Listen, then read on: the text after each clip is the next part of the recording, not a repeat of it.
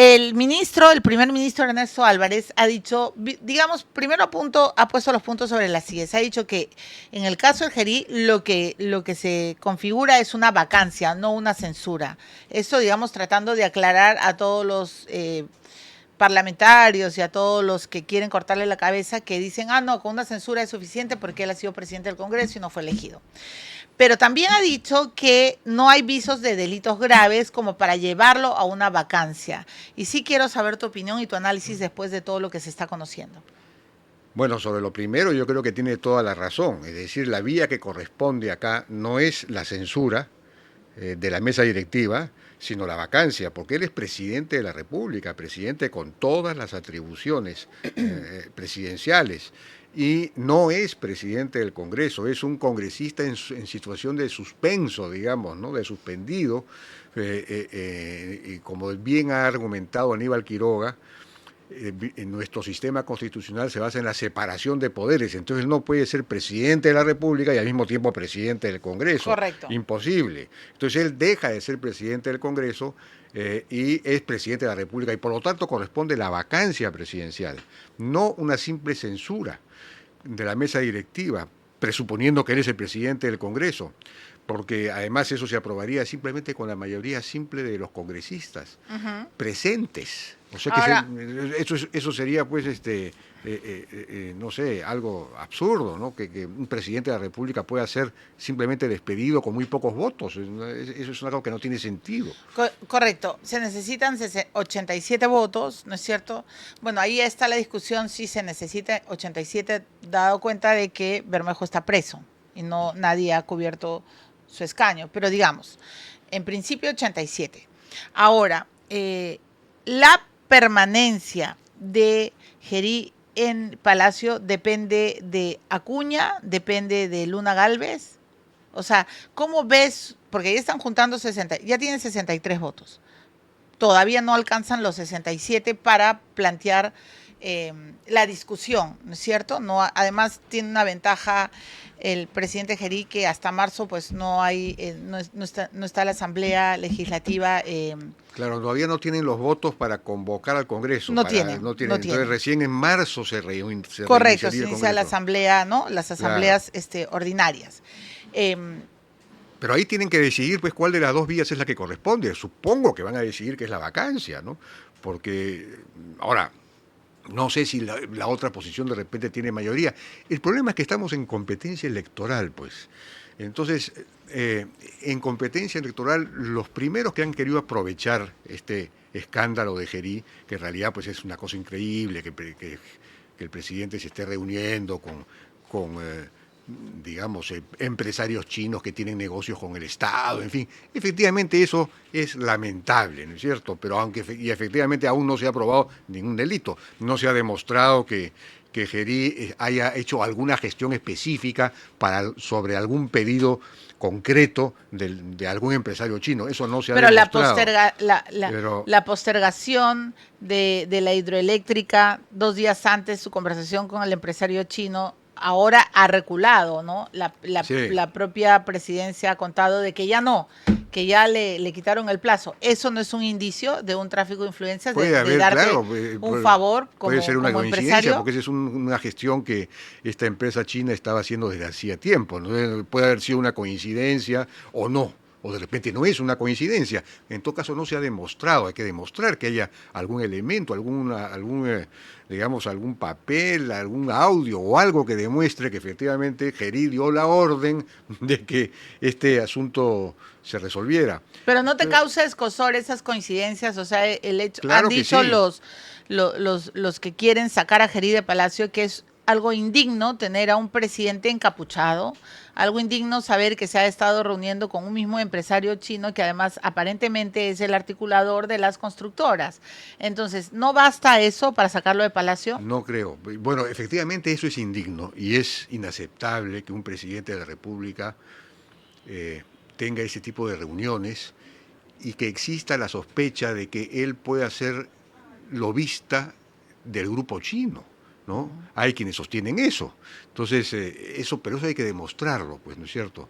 Mientras tanto, por una simple sospecha y por una indignación no se puede despedir a un presidente de la República y faltando además tan poco tiempo, ¿no? El problema es que, claro, inmediatamente que ha surgido este escándalo, la izquierda se ha aprovechado, quiere capitalizarla para su favor, dice con la tesis de que esta es una demostración más, una expresión más del pacto corrupto, del pacto mafioso, que fue el que puso a Gerí en la presidencia de la República, y entonces están capitalizando políticamente eso. Y como estamos en proceso electoral, otros partidos, otras bancadas se suman porque no quieren quedarse atrás en este linchamiento, digamos, a alguien que empieza a ser repudiado, ¿no? O sea, no quieren estar cerca del repudiado. No quieren estar cerca del repudiado. Entonces, claro, cabe la posibilidad que por dinámica electoral termine siendo expulsado de la presidencia de la República. La imagen del Perú sería desastrosa para las gestiones, los programas, las acciones que está desarrollando el gobierno, también sería muy malo porque todo se interrumpe. Mal que bien, en el tema de la lucha contra la criminalidad, este gobierno fue un cambio radical respecto del gobierno de Boluarte. Gerí efectivamente empezó a liderar el tema y logró que los poderes empezaran a coordinar, por ejemplo, ¿no? La policía con el Ministerio Público, con el Poder Judicial. Eso es verdad, hasta antes de Boluarte, hasta antes de Gerí, con Boluarte todos estaban peleados. Todos estaban peleados, empezaron a trabajar conjuntamente, todavía falta mucho por afinar, pero no se puede enfrentar a la criminalidad con las instituciones encargadas de combatirla peleadas entre sí, es una locura. Eso se estaba resolviendo, se está resolviendo, se está avanzando en mecanismos más finos de coordinación.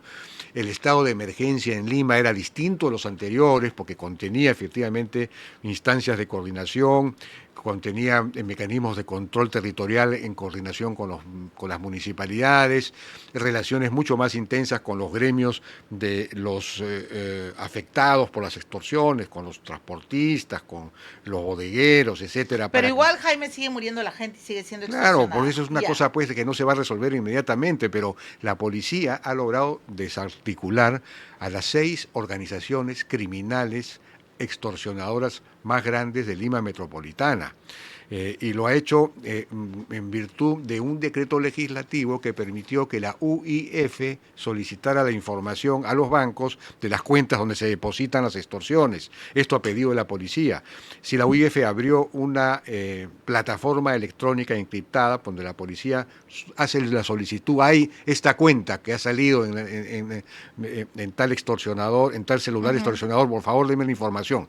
Y la UIF pide la información y el banco en 24 horas le dice quiénes han depositado en esa cuenta, es decir, quiénes son los extorsionados y a dónde se ha ido ese dinero, es decir, quiénes son los beneficiarios, quiénes son los dueños de esta gran operación extorsionadora. Eso ha permitido desmantelar estas organizaciones y han sido desmanteladas. Lo que pasa es que hay remanentes de esas organizaciones que se reagrupan, que nuevamente, digamos, las extorsiones no han cesado, evidentemente. O sea, ¿sí crees que ha habido un cambio de timón? Ya, así es, y sería lamentable. Esto tiene que, digamos, cuando yo dije que Gerí habría perdido el foco, es que en lugar de seguir concentrándose en este proceso interesante de construcción de capacidad de enfrentar al tema, en lugar de seguir liderando eso, se dedicó a viajar a provincias para construir quizás su candidatura del 31, no sé, ¿no? Entonces él ha debido tiene que regresar a ese tema, tiene que concentrarse en la lucha contra la criminalidad, que es su ventaja operativa, digamos, ¿no? Ya, pero y por supuesto garantizar elecciones libres y transparentes, ¿no? Claro, que solo tenía obviamente. 2 tareas. Pero ya, en ese terreno, Jaime, ¿no crees que está siendo muy mal asesorado o que está siendo víctima de la franela palaciega? Porque, a ver, él, en efecto, una de sus primeras acciones como presidente fue ir a un penal y hacer una redada, una requisa, correcto. Pero hace unos días patea puertas, se abren desde adentro, se convierte en un meme, empieza a levantar él mismo los colchones. ¿Cuándo has visto un presidente? Bueno, eso es desesperación, pues, ¿no? Ya él quiere retomar ese foco que había perdido con ese tipo de acciones. Pero así no se retoma, pues. Sí, pues, así está exagerando, quiere impactar, quiere decir yo soy en realidad el que está combatiendo esto, pero no, esa no es pues la... Y además gritando, ¿no? Apúrense, o sea, me pareció como el jefe del INPE, ¿no? El presidente de la República, pero Sí, pues. lo otro, ayer no sé cuántas horas se ha quedado mirando el ingreso del monstruo. O sea, ¿para qué? ¿No crees que está siendo mal asesorado? ¿O es su Bueno, desesperación? sí, pues no sé quién lo asesorará. Yo creo que había revelado tener, digamos, intuición política, ¿no? Sentido político, sensibilidad política al comienzo, los primeros días, las primeras semanas, cuando hizo estas operaciones en las cárceles, pero no como las estás diciendo.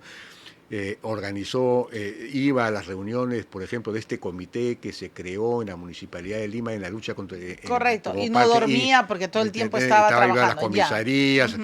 provocaba en fin, eso es lo que él tiene que hacer y mantener, ¿no? Yo no sé quién lo asesora en realidad, está buscando pues desesperadamente salir del hueco en el que se ha metido, ¿no? Me imagino que eso lo está llevando a cometer esa clase de excesos. Ahora, él mismo se metió en el hueco, ¿no? No, claro, pues, ¿cómo es posible?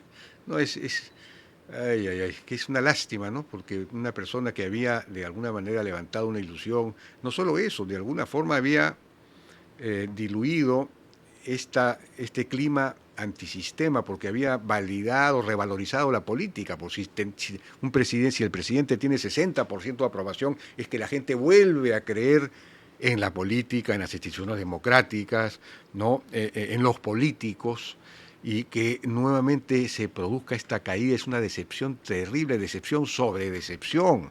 Entonces, por eso es que las encuestas no se mueven. Hay un 50, seguimos teniendo un 50% que no sabe por quién va a votar, o no va a votar por nadie, no quiere votar por nadie, que rechaza a los políticos. Eso que se estaba arreglando, nuevamente se desarregla, nuevamente Ujú. entramos al terreno de la lotería, cualquiera puede ganar esta elección, porque se va a poder pasar a la segunda vuelta con muy poca votación, menos votación que en la elección del 2021, es decir, con 8% de los votos vas a poder pasar a la segunda vuelta.